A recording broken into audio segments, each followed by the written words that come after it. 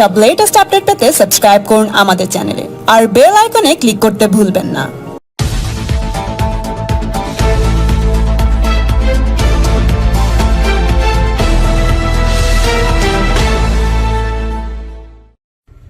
ओम काली। सभी हिंदू धर्म प्रेमी भाइयों बहनों को मेरा हृदयपूर्वक ओम काली। गांधी के मामले में अपशब्द बोलने के लिए मुझ पर एफआईआर दर्ज हुई। मुझे उसका कोई पश्चाताप नहीं है। गांधी ने किया क्या है हिंदुओं के लिए? विश्वासघात किया है देश का। 14 वोट प्रधानमंत्री पद के लिए सरदार वल्लभ भाई पटेल जी को थे और 1 वोट भी नेहरू को नहीं था, तो भी नेहरू को प्रधानमंत्री क्यों बनाया? और ये वंशवाद की जड़ फैलाने वाले ये गांधी ने पूरे के पूरे कांग्रेस के अन्य प्रतिभाओं का खच्चीकरण कर दिया, अन्य प्रतिभाओं को कुंठित कर दिया। एक वंश गांधी नेहरू वंश का ही बोलबाला करने लग गए। सरदार वल्लभ भाई पटेल के हाथ में अगर तब प्रधानमंत्री पद गया होता था तो भारत अभी सोने की चिड़िया बनता था, भारत अभी जगतगुरु होता था, भारत अभी चक्रवर्ती सम्राट होता था, अमेरिका से भी बड़ी पावर भारत बन जाता था। यह महान विश्वासघात भारत की जनता के साथ में गांधी ने किया, इसलिए मेरे हृदय में तिरस्कार है गांधी के प्रति। हिज हाइनेस श्रीमंत ज्योतिरादित्य सिंधिया जैसे महान प्रतिभाएं कांग्रेस में थी, है, लेकिन इस गांधी नेहरू वंशवाद के कारण उनको व्यवस्थित कार्य करने का मौका ही नहीं मिलता। इस वंशवाद के जनक गांधी हैं, इसलिए गांधी नेहरू खानदान के वंशवाद के जनक है, राष्ट्र के जनक नहीं, इसलिए राष्ट्रपिता नहीं है। मैं नहीं मानता, कोई माने उनकी इच्छा। दे दो ये हमें, दे दी हमें आजादी, बिना खड़क बिना ढाल, साबरमती के संत तूने कर दिया कमाल। ये गाना लिखने वाले को 100 जूते मारने चाहिए। भगत सिंह, सुखदेव, राजगुरु, चंद्रशेखर आजाद, सुभाष चंद्र बोस, इन लोगों ने जो त्याग बलिदान किए, फांसी पर लटक गए ये लोग, इन्होंने कुछ नहीं किया देश की आजादी के लिए, ऐसा इनका बोलना है ये गाना रचने वाले का। इतने सारे महान क्रांतिकारी, स्वतंत्रता सेनानी जिनको फांसी दी गई, उसमें 80% सिख लोग हैं, 20% अन्य क्रांतिकारी हैं। इन क्रांतिकारियों ने जो अपना त्याग बलिदान किया वो व्यर्थ मान लिया ये गाना रचने वाले ने, सारा का सारा श्रेय गांधी को दे दिया। एक लाठी खाई गांधी ने कभी? ये फांसी के फंदे पर झूल गए ये नौजवान, लेकिन इनको कोई श्रेय नहीं।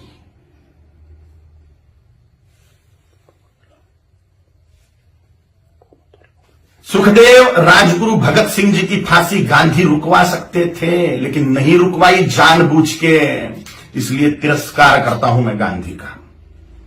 इनका एक बहुत बड़ा हथियार था अनशन करना, और इन्होंने, गांधी ने उसका उपयोग भारतीय जनता के खिलाफ ही किया, हिंदुओं के खिलाफ ही किया। बोला था कि बंटवारा मेरी लाश पे होगा, मजहब के नाम पर जो बंटवारा हुआ पाकिस्तान बांग्लादेश का, वो मेरी लाश पे होगा, ऐसा गांधी बोलते थे। लेकिन जब बंटवारा हुआ तब गांधी जिंदा थे, और बंटवारे के समय जो दंगे हुए, लाखों करोड़ों हिंदुओं को, सिखों को काट डाला गया उसमें, और लाखों करोड़ों हिंदुओं को मार के उनकी लाशें भेजी गई। लाखों हिंदुओं को, 27 लाख हिंदुओं को मार डाला गया एक ही दिन में, डायरेक्ट एक्शन डे के दिन, जिन्ना के द्वारा। और पाकिस्तान में से जो ट्रेनें आ रही थी वो लाशों से ही भरी हुई थी, महिलाओं के और पुरुषों के, बोरे के बोरे भर के महिलाओं के स्तन काट कर भेज रहे थे वहां के लोग। सामूहिक बलात्कार करी हुई महिलाएं, उनकी लाशें, उनके स्तन बोरों में भर के। और यहां गांधी अनशन कर रहे थे कि 55 करोड़ रुपए दो पाकिस्तान को। जब सिख लोगों ने दंगे से पीड़ित होकर कड़कड़ाती ठंड में मस्जिदों का आश्रय लिया, तो उसके लिए अनशन पे बैठ गए गांधी कि इनको मस्जिदों से बाहर निकालो, मुसलमानों को मस्जिदें सौंप दो। नफरत करता हूं मैं गांधी से। इसलिए भी पाकिस्तान बांग्लादेश को जोड़ने वाला कॉरिडोर मांग लिया मुसलमानों ने कि भारत को और खाया जाए। गजवाए हिंद के तहत भारत को मुसलमान बना दिया जाए, तो पाकिस्तान और बांग्लादेश को जोड़ने वाला कॉरिडोर, हजारों वर्ग किलोमीटर का कॉरिडोर, इसके लिए गांधी अनशन पे बैठने वाले थे। के शासन को वो दे देना पड़ता था और भारत फिर से बढ़ जाता था। स्वतंत्र वीर सावरकर जी ने गांधी के सामने जातीयवाद तोड़ने की बात कही कि वर्णवाद, ब्राह्मण क्षत्रिय वैश्य शूद्र, यह वर्णवाद और हजारों जातियों में बटा हुआ जातीयवाद, इसको तोड़ दो और हिंदुत्व की धर्म ध्वजा के नीचे सारे हिंदुओं को एक कर दो।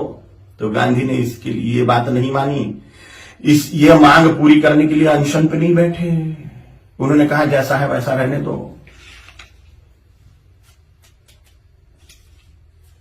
डॉक्टर बाबा साहेब आंबेडकर जी ने बोला था कि संस्कृत को राष्ट्रभाषा करो, देश की भाषा संस्कृत होनी चाहिए। तो डॉक्टर बाबा साहेब आंबेडकर की बात को संसद में मनवाने के लिए अनशन पे नहीं बैठे। ये स्वतंत्र वीर सावरकर जी का अवमान मानता हूं मैं, ये डॉक्टर बाबा साहेब आंबेडकर जी का अवमान मानता हूं मैं। ऐसी ढेर बातें हैं, ढेर बातें। कोई राष्ट्रपिता नहीं हो सकता। करोड़ों सालों से राष्ट्र है, उसका काय का पिता 200 साल पहले आया हुआ व्यक्ति कैसे पिता बनेगा?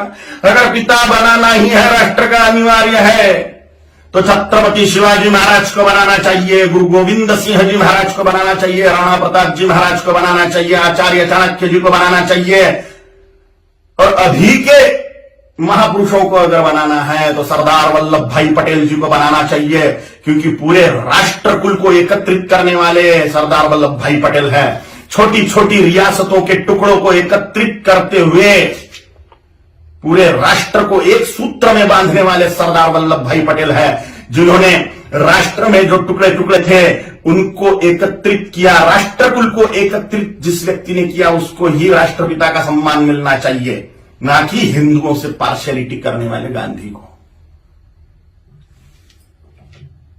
अगर वो कॉरिडोर मिल जाता था पाकिस्तान बांग्लादेश को, तो हिंदुस्तान कब का मुसलमान बन चुका होता था। धन्यवाद है, कोटि कोटि धन्यवाद है महात्मा नाथुराम गोडसे जी को, उनके चरणों में साष्टांग नमस्कार है मेरा कि उन्होंने अपना बलिदान देके हिंदुस्तान को मुसलमान बनने से बचा लिया।